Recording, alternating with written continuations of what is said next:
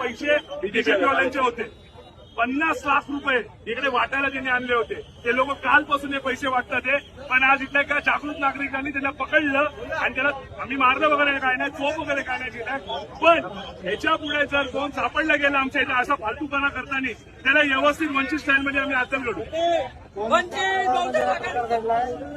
प्रकार घडलाय कोणत्या पॅनलमध्ये? 18 नंबर आणि 13 नंबरच्या पॅनलच्या सेंटरवरती हा प्रकार घडलाय. इथे जे आहे आता बहुजन समाज इथे जागा झालेला आहे. येणाऱ्या काळामध्ये इथला बहुजन समाज इथे सगळे वंचितचे कॅन्डिडेट निवडून येणार आहे. पूर्णपणे इथे श्युरिटी झाली आहे. 99% पण नाही, 100% इथे श्युरिटी झाली आहे. हे पूर्णपणे इकडे वंचितचे सगळे कॅन्डिडेट निवडून येणार आहे. फक्त आणि फक्त त्या कारणाने हे इथले जे सत्ताधारी इथले जे मनुवादी जातीवादी पक्ष आहे ते बीजेपी सारखे हे लोकांनी इथे पैसे वाटण्याचं काम सुरू केलेलं आहे. 50 कोटी